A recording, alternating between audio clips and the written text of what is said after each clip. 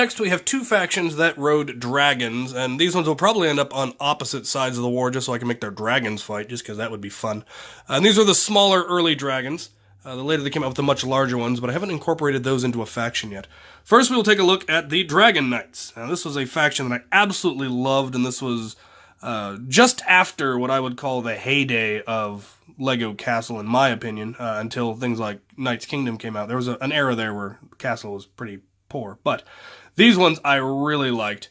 And they came out just after the Black Knights, and they had a very similar shield. The Black Knights' later large shield had the same dragon, but it was blue instead of green.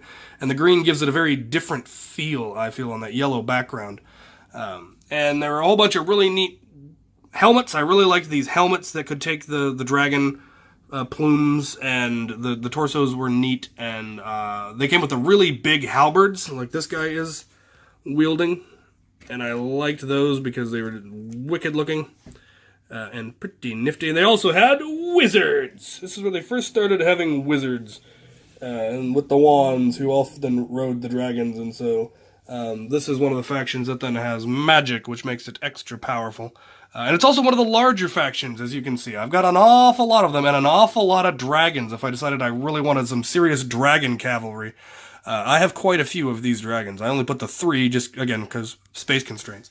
And the next one are the Fright Knights, who came out, I believe they were the next one out, and there were some neat things about them, but the sets themselves were very poorly designed, in my opinion. They didn't have a lot of coherence or playable features, and I just was not impressed with the construction of it, but I really liked the minis. One, I love that they came out with black dragons, because I like black.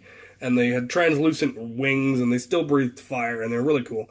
And this faction also has magic. They have witches, which actually had broomsticks and red wands that I can't seem to find any of the red wands. I think they're in a magic item bin somewhere that I haven't been able to find.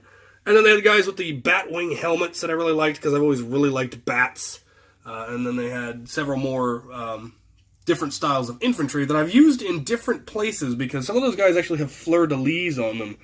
And so I was actually using them as part of the Spanish or the French faction for the pirates as sailors. And then those guys have the little medallion-style armor, and that was pretty neat. And then these guys up here had an interesting style of breastplate. And they had the same Dragon Rider helmets, which was interesting.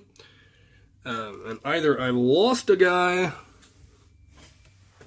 or I never had a guy on that dragon. But I think they're pretty neat. The guys with the breastplates and the dragon helmets were usually cavalry, actually.